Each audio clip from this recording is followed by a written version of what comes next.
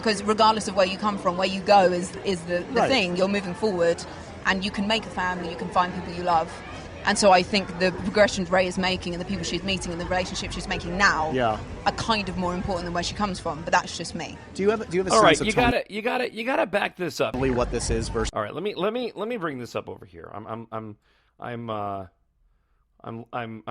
playing this off of one segment. I'm going to move it to a different spot because it was very, very interesting the way that she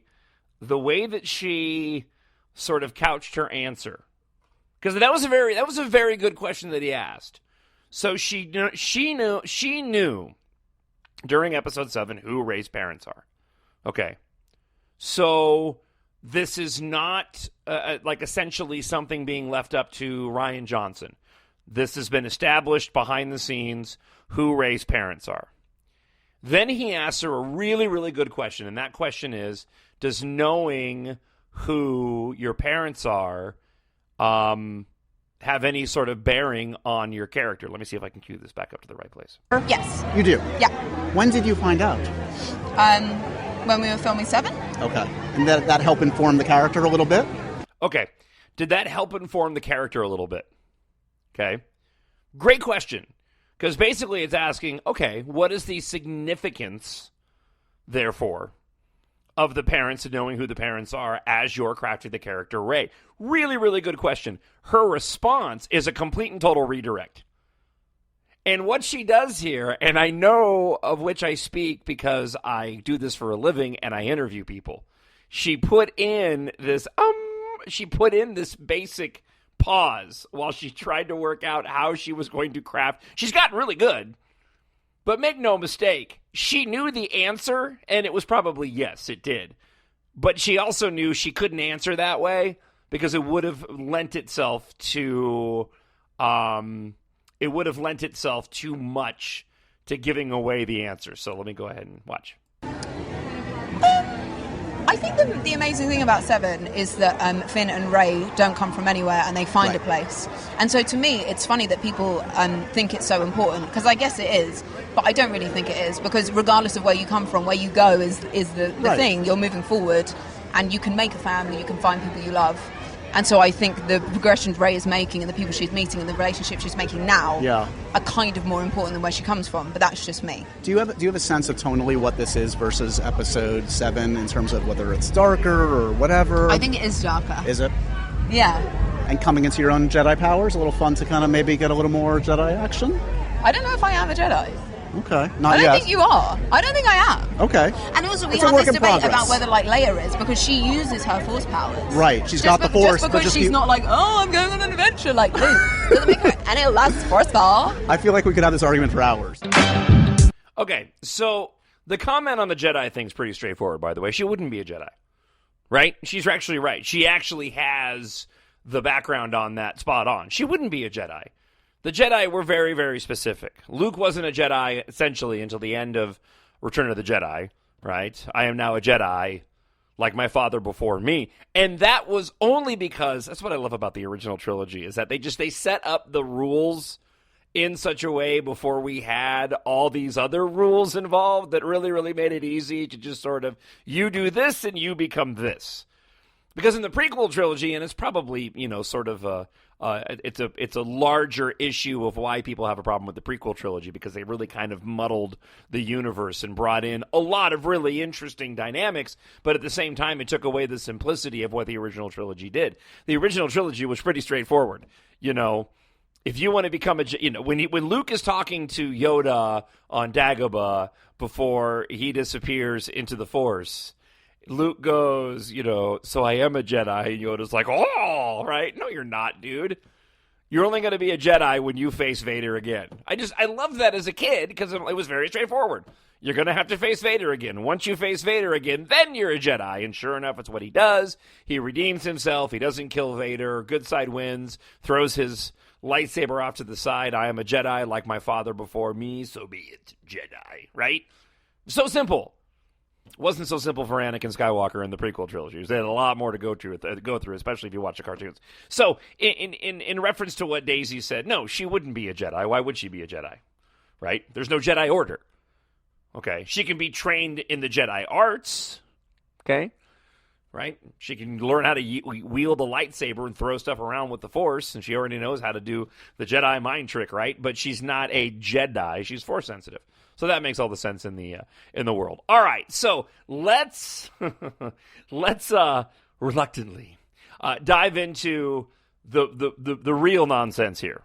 What JJ Abrams said. It's a little hard to hear because somebody recorded this from the audience, so I pumped up the audio. But this is JJ Abrams, the Tribeca Film Festival, not realizing what he was saying and what it was going to do to the internet when he said it. Ray's parents are not in episode 7.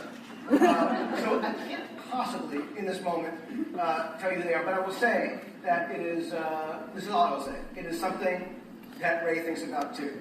So somebody asked JJ, okay, like basically who are Ray's parents? And so I'll play it for you again. He says Ray's parents are not in episode 7. So I can't possibly say in this moment who they are. But I will say it's something that Ray thinks about too. All right, here it is again. Ray's parents are not in episode 7. So I can't possibly, in this moment, tell you who they are, but I will say that it is, this is all I will say, it is something that Ray thinks about too. So, this, of course, just blew up the fandom, right? Because it blows up the theories. I mean, obviously you can move away from the Han and Leia possibility that she's Han and Leia's daughter, and I had toyed with that one for a while on previous podcasts and kind of come to the conclusion that, yeah, you'd really have to dance around a lot of pretty big issues in episode 7 in order for her to end up being Han and Leia's kid, even though it makes an interesting dynamic with her and Kylo being related, right? Okay. So then if the parents aren't in episode 7, then that means that takes the idea of Luke off the table, which to me brings you right back around again. She's a nobody with parents that we've never met before, or she is an offspring somewhere down the line of Obi-Wan Kenobi, which I am still completely and totally fine with. Now, this all runs headlong into what Kathleen Kennedy said, and I think this goes back to these individuals knowing the Star Wars universe, but but being somewhat disconnected to the fandom and how guys like me and you listening react to this kind of stuff. Kathleen Kennedy a while back saying the saga movies were going to be, the continuation of the Skywalker story. Okay, that's all fine and dandy, but that set us on a path that this main protagonist, being Rey, would probably end up being a Skywalker. Because if she's not, then really what you're left with is Luke, which is still a possibility of him, of moving on with him. Or you end up with Kylo sort of being the Skywalker portion of this whole thing. And there's a lot of people that have a hard time, sort of dealing with that. Sam Witwer, who does the voices of Darth Maul and others in the Clone Wars cartoons, he was the character actor and the voice of Starkiller in the Star Wars Unleashed video games. He made a really interesting comment that he wanted Rey to be a Skywalker, because if she's not, then the Skywalker family's kind of not a very good family when you think about it. I mean, that would take you to go and think about it. So let's think about it. If Rey is not a Skywalker and the lineage is going to stop essentially with Luke, because I don't think there's any way that Kylo gets redeemed at this point, having stabbed his father, and I don't think Leia's having any more kids, right? Then you've got a really kind of bad family. I mean, apart from Luke, who ended up redeeming himself, at the end and making the right decision at the end of Return of the Jedi, only to find out that he ends up starting the academy, and then everything goes to hell in a handbasket. And he puts himself in exile. And so I guess there's still an opportunity for Luke to make things right. But when you think about the way that Anakin went, I mean, Leia doesn't really have a real, victorious story apart from running, the rebellion and now the resistance. And so, it creates an interesting concept if she's not, and what that says for the Skywalker name in and of itself. I also believe, too, that Disney knows they are going to have to bring in other bloodlines to the saga. It's really just a question of when you do it. And that's the one thing that has me kind of leaning towards now, to a certain extent. Rey being of a bloodline that we've never met makes sense, okay? The Force could certainly be involved in choosing her. It does raise the question of why did the lightsaber come to her? Unless they go down a road of when the Force becomes unbalanced, it chooses a new individual to pick up the mantle to bring the Force into balance. And right now it's unbalanced because of the rise of the First Order, Snoke, and Kylo Ren. Okay? But if you're going to bring in a new bloodline and carry on the saga stories and slowly move away from the Skywalker line, just kind of have it be sort of the establishment, right, in the first 7 films. Well, I mean, 8 films, because he's going to have a huge part in Episode 8. Rey is a very good conduit to do that, because she's already a wholly popular character. So if you're bringing in another bloodline, then you do it with Rey, and I think you're pretty good to go. But here's where things get crazy again. So, again, here is JJ Abrams on Rey again. Rey's parents are not in Episode 7. So I can't possibly, in this moment, tell you who they are. But I will say that it is, this is all I will say, it is something that Rey thinks about too. He followed up with Entertainment Weekly. Entertainment Weekly caught up with JJ Abrams to get him to clarify a statement. And it alters what he has said originally. And I do that thing with my fingers. What I meant to say, says JJ Abrams, was that she doesn't discover them in 7. Not that they may not already be in her world, the filmmaker told Entertainment Weekly. It means those fan theories about Rey being the daughter of Luke Skywalker or Leia are still valid.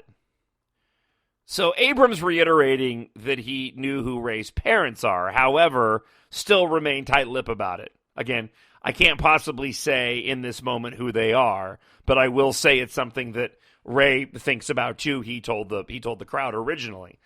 It sounds to me like he let the cat out of the bag. Unless you're going to go with the idea that what JJ was saying in that initial comment was, well, her parents weren't in 7, so I can't possibly tell you who they are. Meaning, we didn't talk about him in 7, so I'm not going to tell you now, which would make sense. Why would he? Right? You got to reserve that for the movies. But then to backpedal and say completely going the other way, not that they may not already be in her world. I think he probably meant what he said in a very literal way in that initial comment. I think that he meant what he said, and that is Rey's parents weren't in 7, meaning she's not the child of Luke. And then knowing that would essentially shut down the fandom in terms of the speculation, which so many people are talking about, and what a huge mistake that would be, in a very slick PR move, came back full circle to reestablish again that, no, you can still speculate. Those fan theories about Rey being the daughter of Luke Skywalker and Leia are still valid. Okay, so that's what I think. I think he meant what he said, and she's not a child of Luke Skywalker. And look, I'm okay with what any of the answers are. I mean, I'll wait and reserve judgment once it takes place. But this brings me right back around to, again, why we care so much. We care so much because parents are important, right? For those of us that follow Star Wars, it's important to us. It's a part of our lives. It's a fabric of our lives. It is what they said in that documentary. It's something that brings families together and that we discuss and we talk about. I mean, I've had, countless conversations with family members over the years about Star Wars. My brother works in special effects and movies and built his portfolio recreating, Star Destroyers. And our time as kids growing up was largely bonded together because of the original trilogy and Star Wars. It affects me on a daily basis when it comes to my family, when it comes to my radio show that I make a livelihood off of. That's my career. Anybody who listens to my show, any fan or friend of my